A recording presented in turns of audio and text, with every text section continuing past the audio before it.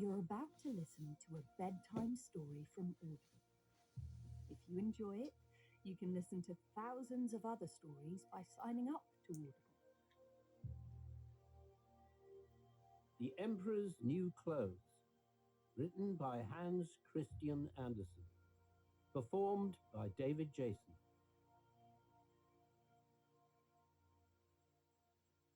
Many years ago, there was an emperor who was so excessively fond of new clothes that he spent all his money on them. He cared nothing about his soldiers, nor for the theatre, nor for driving in the woods, except for the sake of showing off his new clothes. He had a costume for every hour in the day, and instead of saying, as one does about any other king or emperor, "He is in his council chamber," here one always said, "The emperor is in his dressing room." Life was very gay in the great town where he lived. Hosts of strangers came to visit it every day, and among them one day 2 swindlers.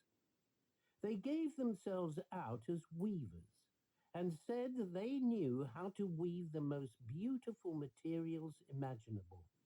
Not only were the colors and patterns unusually fine, but the clothes that were made of the materials had the peculiar quality of becoming invisible to every person who was not fit for the office he held, or if he was impossibly dull. "Those must be splendid clothes," thought the emperor. "By wearing them, I should be able to discover which men in my kingdom are unfit for their posts. I shall distinguish the wise men from the fools.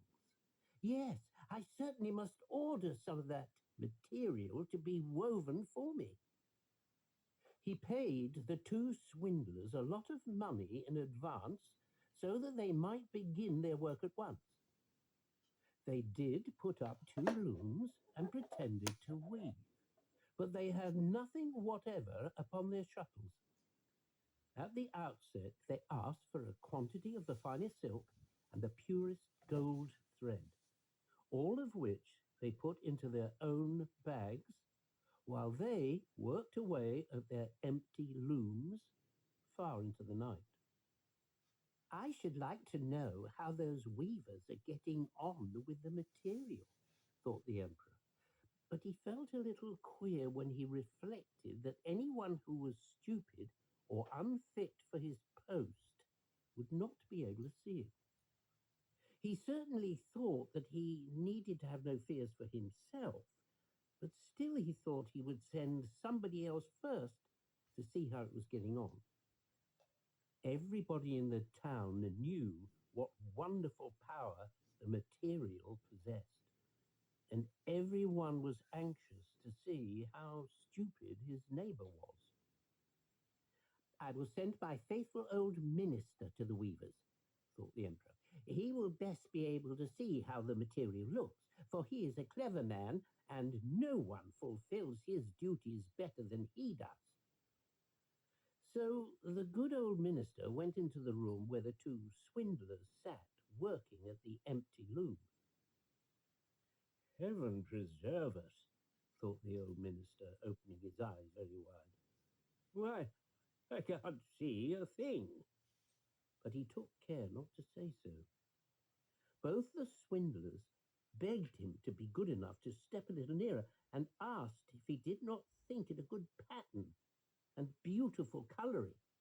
They pointed to the empty loom, and the poor old minister stared as hard as he could, but he could not see anything, for of course there was nothing to see. "Good heavens," thought he, "is it possible that I am a fool? I have never thought so, and nobody must know it. Am I not fit for my post? It will never do to say that I cannot see the material." "Well, sir, you don't say anything about the material," said one who was pretending to weave.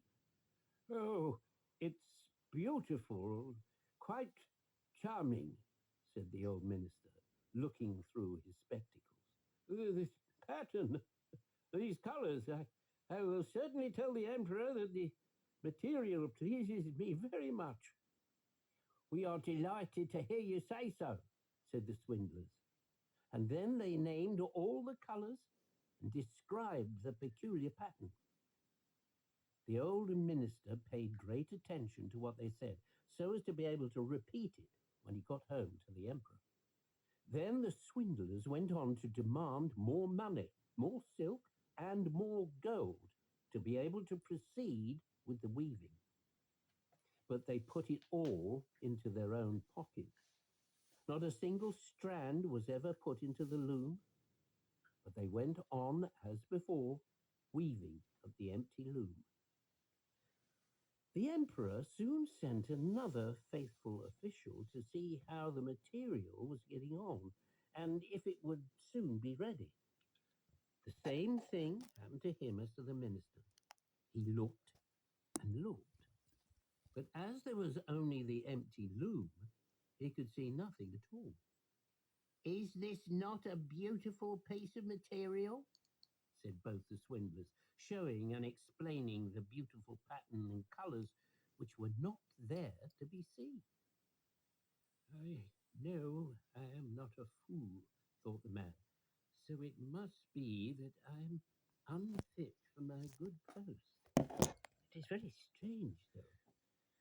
However, one must not let it appear.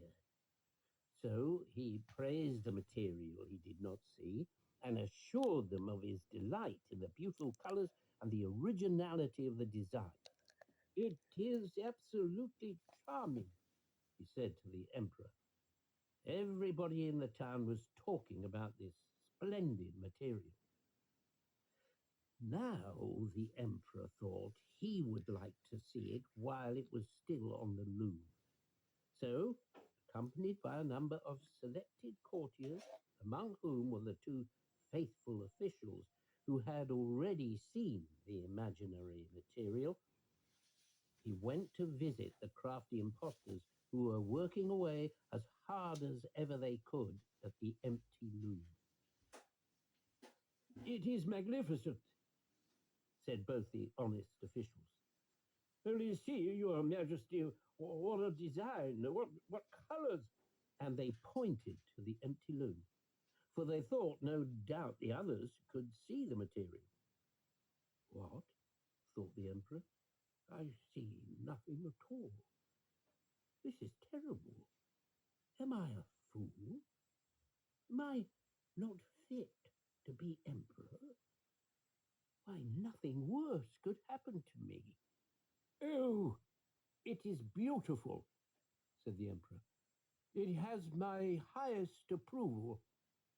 And he nodded his satisfaction as he gazed at the empty loom. Nothing would induce him to say that he could not see anything. The whole suite gazed and gazed, but saw nothing more than all the others. However, they all exclaimed with his majesty, "It is very beautiful," and they advised him to wear a suit made of this wonderful cloth on the occasion of a great procession which was just about to take place. "It is magnificent, gorgeous, excellent," went from mouth to mouth.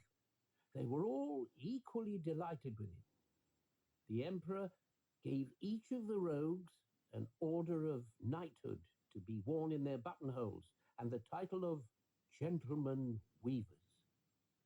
The swindlers sat up the whole night before the day on which the procession was to take place, burning 16 candles, so that people might see how anxious they were to get the emperor's new clothes ready. They pretended to take the material off the loom. They cut it out in the air with a huge pair of scissors, and they stitched away with needles without any thread in them. At last they said, "Now the emperor's new clothes are ready." The emperor, with his grandest courtiers, went to them himself, and both the swindlers raised one arm in the air as if they were holding something and said, "See, these are the trousers, This is the coat, here is the mantle, and so on. It is as light as a spider's web. One might think one had nothing on. Well, that is the very beauty of it. Yes, said all the courtiers, but they could not see anything, for there was nothing to see. Will your Imperial Majesty be graciously pleased to take off your clothes? Said the impostors, so that we may put on the new ones along here before the great mirror. The emperor took off all his clothes, and the impostors pretended to give him one article of dress after the other of the new ones which they had pretended to make. They pretended to fasten something round his waist and to tie on something.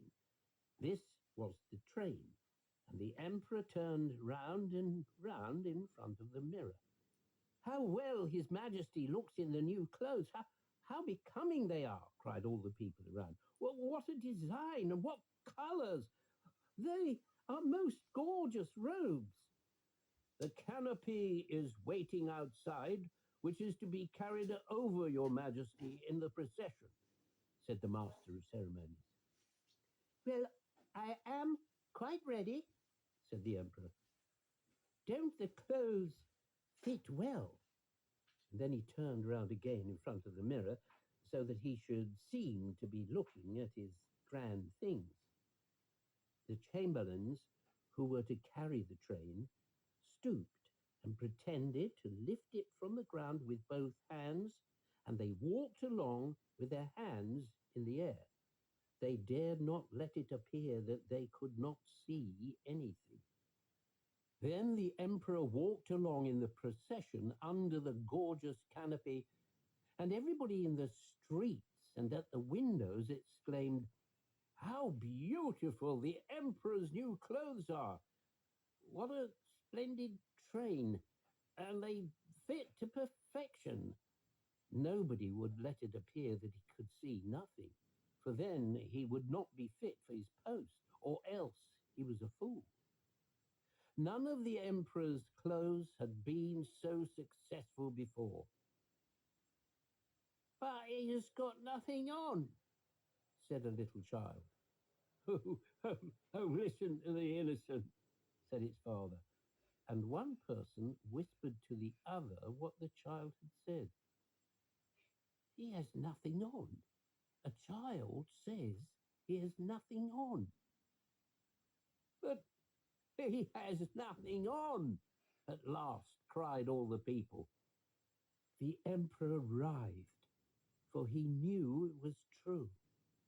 But he thought the procession must go on now. So he held himself more majestically than ever, and the chamberlains held up the invisible train. The end. Good night.